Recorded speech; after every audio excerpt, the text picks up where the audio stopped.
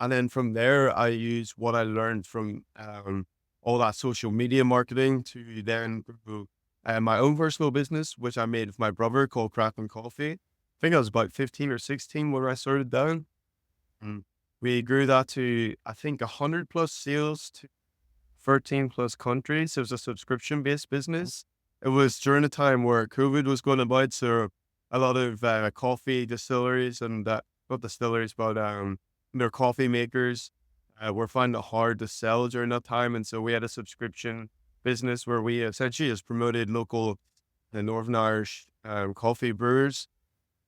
And we posted out their roasted coffee and yeah, we stuck at that until eventually my brother moved over to the States and that went away. But yeah, it's been an amazing journey just being able to have those opportunities and to be able to learn at such a young age. So yeah, I'm immensely grateful for that.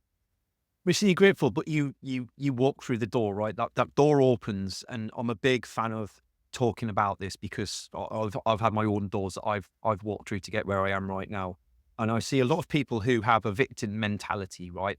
This is my life. This is all I've ever been given, and I often see when people in that frame of mind get offered something that could be game changing, they disbelieve it because why would that ever happen to me? Whereas I see other people Yeah. like yourself who have that entrepreneurial mindset of what's the worst that could happen here, right? I give some time of my own free will. It doesn't work out. I don't make any money, but I've learned a ton while I'm doing it. And quite often when you do walk through that door, you then have the opportunity to turn that into revenue, to turn it into a business. And it's skills that at your age, I mean, like it sets you head and shoulders above pretty much anybody else. And to have a conversation with you about business, I wouldn't guess if I couldn't see you on screen, I wouldn't guess that you're the age that you are, right? I learned what B2B was at 39, right? I had no idea what Yeah. B2B was until I was 39. Um, I had to have it explained to Well, me because I'd lived all my life in B2C world. I'd lived all my life in corporate. And I came out and I walked through that door the same as you did at a much later age. But it's a fantastic path to hear somebody join on. So then you're now based in the States. I guess you've moved out with the brother, right? Or because of your brother. yeah.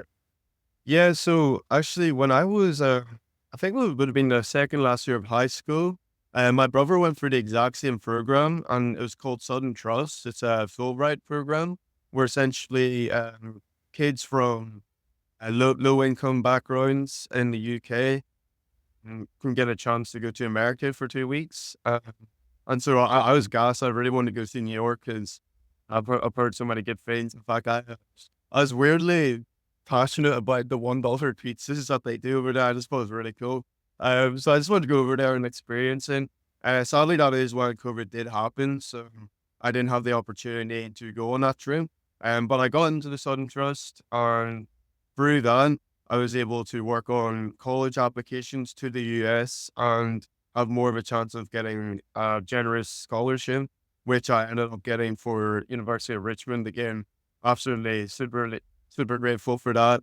That's the same process and my brother went through. And yeah, now I'm stuck here in the US for another 2 years. I'm in my third year at the minute and yeah, I'm absolutely loving it. Fantastic to hear. It really is inspirational. And when I think like, I came away from university with pretty much a pile of debt in an industry that no, I left in 2005 with the first dot-com bubble burst, right? There was no jobs in what I wanted to do anymore. Mm. I ended up going into retail. Wow. So my degree pretty much went to waste for 20 years, 15 years.